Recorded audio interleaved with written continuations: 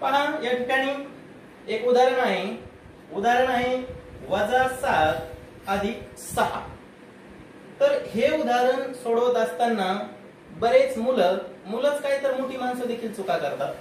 तर आता पहा, मग आपल्याला जर हे गणित व्यवस्थित जर सोडवायचं असेल, याचं उत्तर जर बरोबर आणायचं असेल तर काय करावं लागतं पहा। तर आपल्याला अगोदर हे नियम माहित असावे लागतात। काही ट्रिक्स असतात की वजा आणि अधिक हे चिन्ह जर आले तर आपल्याला काय करायचं, याची बेरीज करायची का वजाबाकी करायची। याच्यासाठी पहा काय करायचं, सगळ्यात महत्त्वाचं, जर अशी दोन चिन्ह असतील तर ज्यावेळेस वजा अधिक असं जे चिन्ह असेल, पहिल्या संख्येला वजाबाकीचं, नंतर दुसऱ्या संख्येला बेरजेचं, तर पहा कधी ध्यानात ठेवायचं, तर त्याची करायची असते त्या दोन संख्यांची वजाबाकी। ध्यानात ठेवा, काय करायचे असते, वजाबाकी।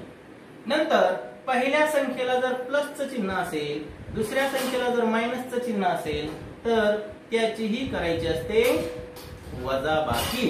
ही गोष्ट क्लिअर लक्षात असू द्या आणि हा व्हिडिओ तुमच्या मुलांना अवश्य दाखवा, अवश्य फेसबुकला शेअर करून ठेवा आणि मुलांना अवश्य दाखवा। नंतर पहा, जर दोन संख्या, पहिली संख्या जर असेल मायनस आणि दुसरी संख्या देखील मायनस असेल, आता मी तुम्हाला पुढे हे सांगणार आहे की मायनस मायनस कसं असेल, तर मायनस मायनस जर दोन्ही संख्या असतील तर त्या दोन संख्यांची करायची असते बेरीज, प्लस। लक्षात असू द्या। नंतर बघा, दोन्ही संख्या जर असतील प्लस प्लस, तर त्या दोन संख्यांची करायची असते बेरीज, प्लस। आता हे जर तुम्ही एकदा लक्षात ठेवलं तर असे गणित जर आले तर तुमचा कधीही गोंधळ होणार नाही। आता पहा, म्हणजे आपण इथं घेऊया आपण -5, इथं आहे अधिक, तर इथं घेऊ आपण +4, बरोबर। आता बघा, मी इथं सांगितलं तुम्हाला की मायनस प्लस याची करायची असते मायनस, म्हणजे वजाबाकी। तर बघा या ठिकाणी वजा अधिक होणार वजा, मग 5 मधून 4 गेले, खाली राहिले 1।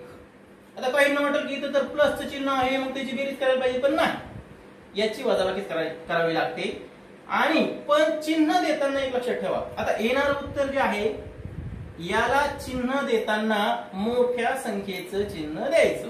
म्हणजे इथं बघा, आता प्लस हे 4 ला आहे आणि मायनस हे 5 ला आहे, यातली मोठी संख्या आहे 5, मग 5 ला वजाचं चिन्ह असल्यामुळं येणाऱ्या उत्तराला वजाचं चिन्ह द्यायचं, म्हणजे उत्तर